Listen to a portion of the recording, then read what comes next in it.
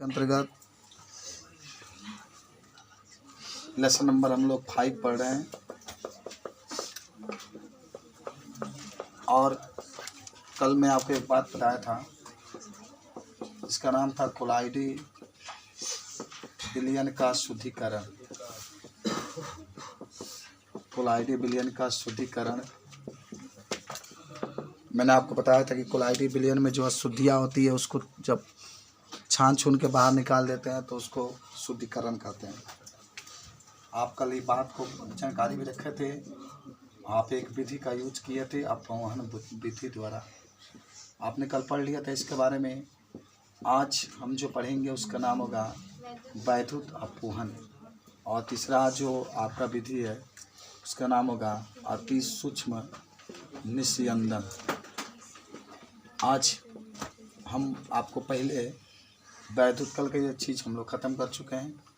आज हम वैद्युत अपवहन विधि के बारे में पढ़ाएंगे। अंग्रेजी में इसको कहते हैं इलेक्ट्रिक डायस्लेसिस।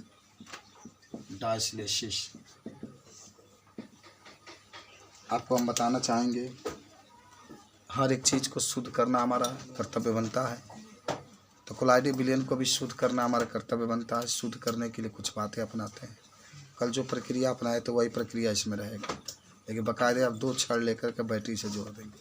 तो करते कहाँ हैं, देखो बाबू जी, वैद्युत अपवहन विधि में क्या किया जाता है कि हम कल जैसे बताए थे आपको कि आप एक को बढ़िया से विशेष प्रकार की बनी हुई पार्चमेंट पेपर से बनी हुई आप एक थैला लिए थे, और इसके चारों ओर आपने एक बीकर लिया था, और बीकर में आप नीचे की तरफ एक छेद को छोड़े थे जहाँ से पानी का तेज प्रेशर दिया जाएगा। तो सब पानी यही था इसमें सब आपके कोलाइडी विलयन है। छोटे छोटे कण से मैं दिखा देता हूँ। छोटे छोटे कण अशुद्धियाँ हैं, छोटे छोटे कण अशुद्धियाँ हैं। मैं लिख देता हूँ यहाँ पर, ये अशुद्धियाँ हैं। और जो बड़े बड़े कण आप देखेंगे यहाँ पर, ये थोड़ा सा बड़ा है, ये भी बड़ा है, ये भी बड़ा है। जो बड़ा बड़ा आप देख रहे हैं, ये बड़ा बड़ा जो संरचना है, हम इसको कोलाइडी कण कहते हैं। कोलाइडी कण बड़े आकार। कल इसके बारे में लिखा था कि हमने पानी को तेज प्रेशर जब मारा था, पानी गए थे इसके अंदर, तो ये अशुद्धियों को लेकर के, अशुद्धियाँ छोटी होती है तो इस थैला से बाहर निकल गई थी, और इस तरीके से हमने शुद्ध कर लिया। लेकिन हम चाहते हैं कि ये शुद्धिकरण बड़ा धीरे से होता है, बड़ी तेज़ी से हो, तगड़ा हो, फटाक दे आपका शुद्धिकरण हो जाए, टाइम ना लगे। तो इसके लिए हम क्या करते हैं कि 2 इलेक्ट्रोड लेते हैं। इलेक्ट्रोड तो सब लोग जानते होंगे कि जब किसी विलयन में धातु के छड़ को डाल देते हैं उसी को इलेक्ट्रोड कहते हैं। धातु के छड़ को डाल देंगे, इलेक्ट्रोड कहलाएगा। तो हम लोग 2 इलेक्ट्रोड लेते हैं। चलिए, एक ये इलेक्ट्रोड मान लीजिए, एक ये इलेक्ट्रोड और एक ये इलेक्ट्रोड। इसको ले आकर हम बैटरी से, हाई वोल्ट के बैटरी से जोड़ देंगे। चलो जोड़ दिया। तो आप देखिए, थोड़ा सा मैं बता दूं, जो बैटरी के प्लस वाला सिरा से जोड़ेंगे वो प्लस हो जाएगा, जो माइनस वाला से जोड़ेंगे वो माइनस हो जाएगा। अब लिखिएगा, मत आपको समझिए, ठीक है ना। तो आपने क्या किया कि एक थैला लिया जो कल आप किए थे, उसमें पूरा कोलाइडी विलयन को आपने डाल दिया। हालांकि थैला लटकाया गया होगा, कहीं ना कहीं बात की इसको लटकाए गए हैं। मान लीजिए आपने 2 इलेक्ट्रोड लगा दिया, ठीक है।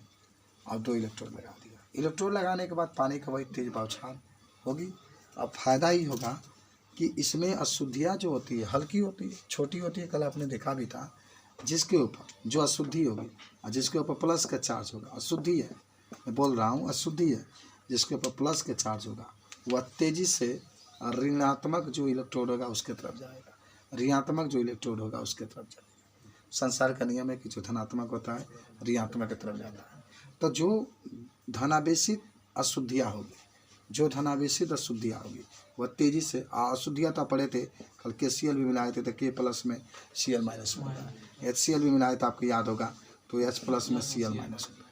तो Cl वगैरह जो होते हैं माइनस में होते हैं, वह अशुद्धियाँ तेज़ी से किसके तरफ चली जाएगी, प्लस वाला K प्लस में होता है या H प्लस में होता है, तेज़ी से वह आवेश की ओर चली जाएगी, वो अशुद्धियाँ दूर हो गई।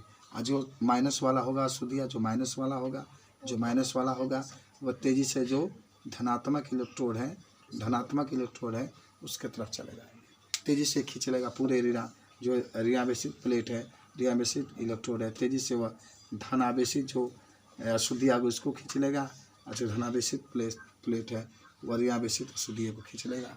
इस थैला में केवल कोलाइडी विलयन ही क्या होते हैं, बच जाते हैं। इस प्रकार हम लोग कोलाइडी विलयन का क्या कर देते हैं, शुद्धिकरण कर देते हैं। समझे कि नहीं समझे? अभी कहानी को हम लोग लिखें कि लिख लेंगे आपको? चलिए मैं छाप रहा हूँ। लिखेंगे कि इसमें एक थैला लेते हैं, एक थैला लेते हैं। अच्छा आपको समझ में आ रहा है कि नहीं केमिस्ट्री? एक थैला लेते हैं और इसमें अशुद्ध कोलाइडी विलयन को भरकर, कोलाइडी विलयन को भरकर एक बीकर में लटका देते हैं। एक बीकर में लटका, एक बीकर में लटका।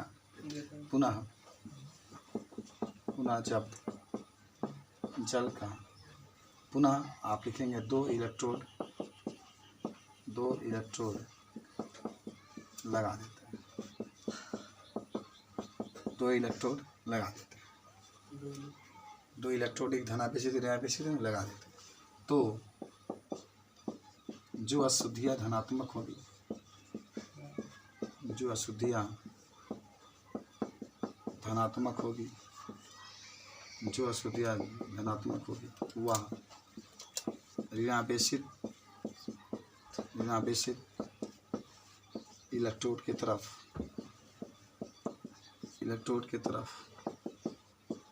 चली जाएगी, ऋणावेशित इलेक्ट्रोड की तरफ चली जाएगी तथा जो धनावेशित, जो ऋणावेशित अशुद्धियाँ होगी, ऋणावेशित अशुद्धियाँ होगी वह ऋणावेशित प्लेट की ओर चली जाएगी, प्लेट की ओर चली जाएगी। इस प्रकार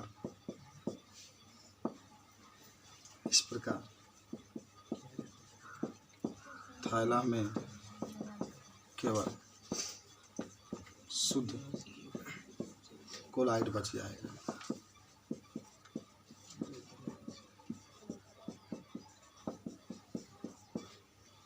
तो ये विधि आपके पास है, क्या आपको समझ में आया? क्या होता है वैद्युत, जो अपवहन विधि के बारे में अगर आपसे कोई पूछा, इस तरीके से आप जो बातें देख रहे हैं इसके बारे में बता सकते हैं।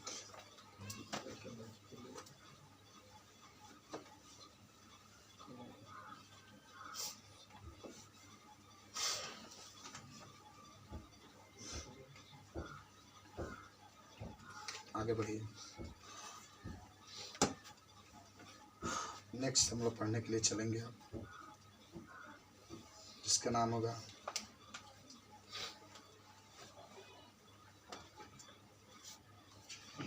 अति सूक्ष्म निस्यंदन।